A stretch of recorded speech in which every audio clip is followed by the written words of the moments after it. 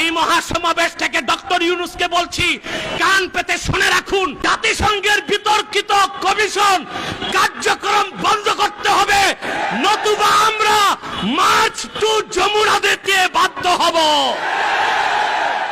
যেভাবে 16 বছরের ফেসিবাদ ভেসে গেছে, আরেকটা বিপ্লবের তোরে মার্কিন দালাল যারা বাংলাদেশে মার্কিন এজেন্ডা বাস্তবায়ন করতে চাও তারাও ভেসে যাবে। এক সাগর রক্তের বিনিময়ে হলেও 55,000 বর্গ মাইলের বাংলাদেশের কোন 1 ইঞ্চি জায়গায় মার্কিন আগ্রাসনকে প্রতিষ্ঠিত হতে দেওয়া হবে না, হবে না, হবে না। মুজিবের 32 নাম্বার যদি ভাঙ্গা যায়, প্রথম আলোর অফিসকে মাটির সাথে ঘুরায় দিতে হবে।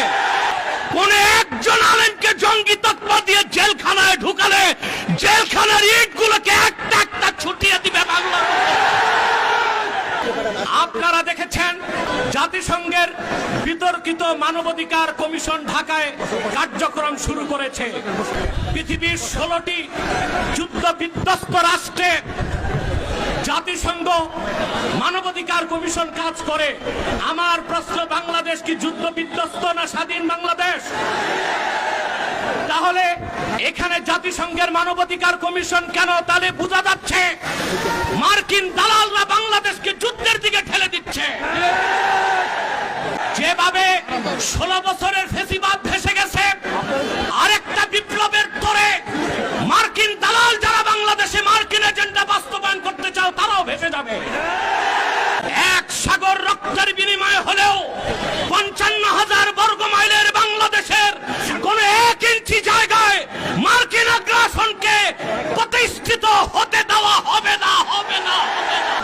প্রয়োজনে শাহজালাল ইয়ামানির উত্তরসূরির আরেকবার দেশের স্বাধীনতা রক্ষায় সশস্ত্র বিপ্লবের ডাক দিতে বাধ্য হবে।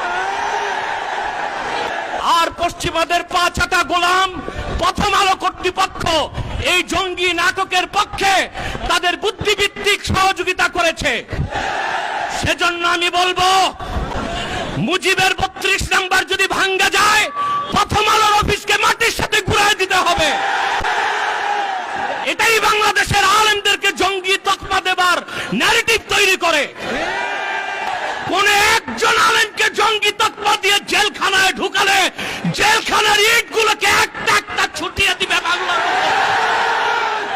এই মহাসমাবেশ থেকে ডক্টর ইউনূসকে বলছি, কান পেতে শুনে রাখুন, আপনার হালুয়া রুটির ভাগ যারা খায় আপনাকে তারা বাঁচাতে পারবে না। অনতি বিলম্বে উলামায়ে কেরামকে জঙ্গি তকমা দেওয়া বন্ধ করতে হবে। যে সমস্ত নির্যাতিত আলেম কারাগারে আছে তাদেরকে মুক্ত করে দিতে হবে। আর জাতিসংঘের বিতর্কিত কমিশন কার্যক্রম বন্ধ করতে হবে, নতুবা আমরা মার্চ টু যমুনা দিতে বাধ্য হব।